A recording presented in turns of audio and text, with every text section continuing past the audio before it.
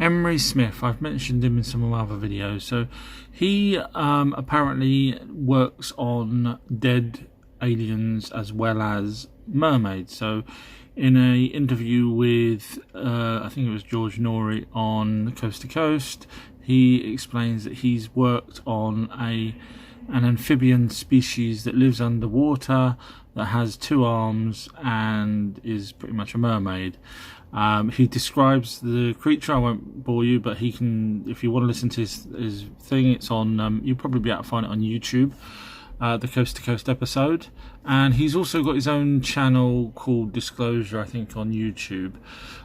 He says a lot of stuff, knows a lot. He's not actually, from what I understand, he doesn't work for the government. He works as an independent biologist type person.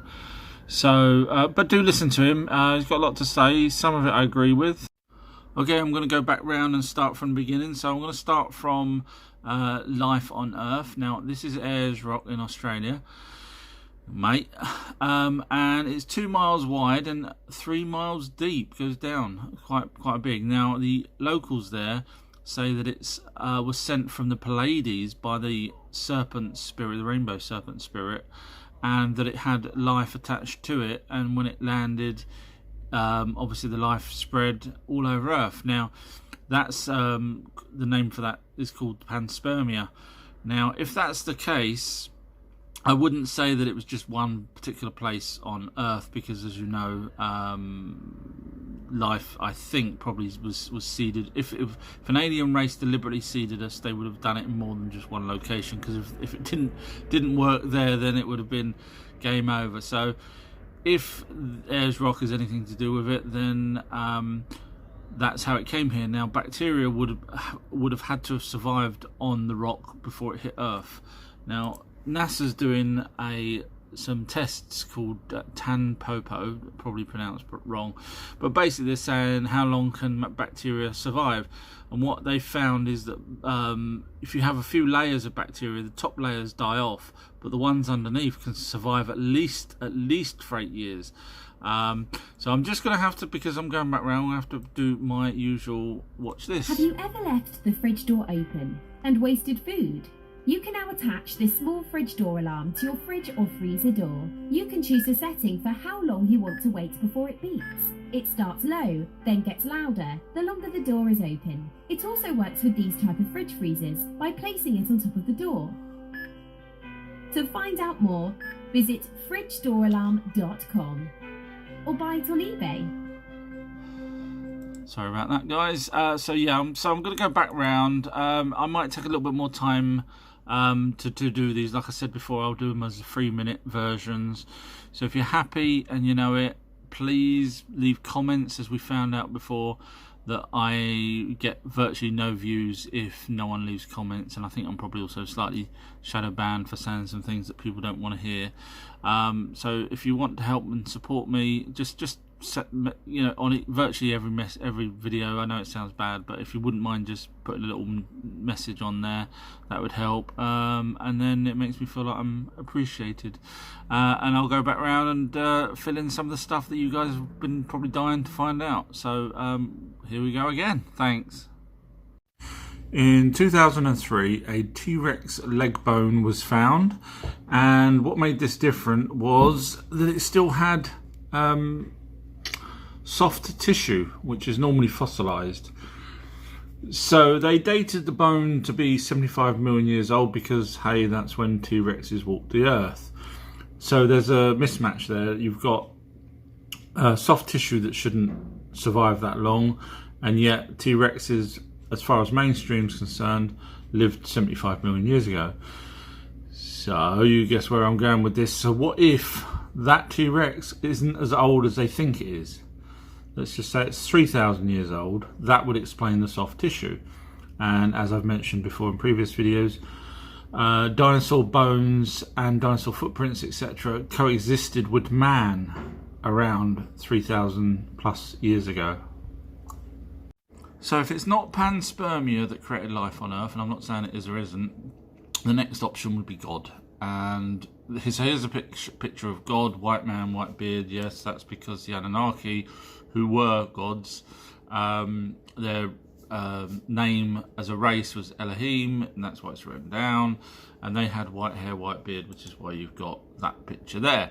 But let's assume that there is the creation God, because obviously when people talk about God, they're not really talking about the Anunnaki, because religious people don't really understand the Anunnaki, and they don't really want to know. They just want to see that there's a divine being that will give them miracles, and they pray to him, etc. So let's forget the Anunnaki for a second. Someone has sent you a WhatsApp. Sorry about that message. Let's forget about the Anunnaki, and let's pretend that there's a creation or a source of some sort, and I'm not saying there isn't, but let's go with that for a moment. Now, I was just reading a post about someone that said about the double you-know-what that's being put in people's arms at the moment. And they wrote, "I'm a proud sheep, the Lord is my shepherd," and they put Lord as in capital. So that made me think, well, hang on a minute, this person's clearly praying that the Lord will look after them. Let's just have a look whether the Lord has looked after anyone in the last decade. This is just a decade of wars. Now, if anyone can point out any miracles that the Lord may have saved any of these people, that would have thousands and thousands, millions of people died in the last 100 years. If someone just points out one of these, if you say, "Oh yeah, no, that was a miracle, they all got saved," no, they're all dead, unfortunately. And then that goes on to the pandemics as well, Black Death, Spanish flu. There was no saviour. So I know I'm probably going to get hated for this, but just lose logic. There is no saviour that's going to save anyone, even from the stuff that's going on right now. You know, that person that wrote "The Lord is my saviour," and he's a proud sheep. It's not going to happen. It would have happened before for all these poor people that have died. Look, death tolls. There are no miracles.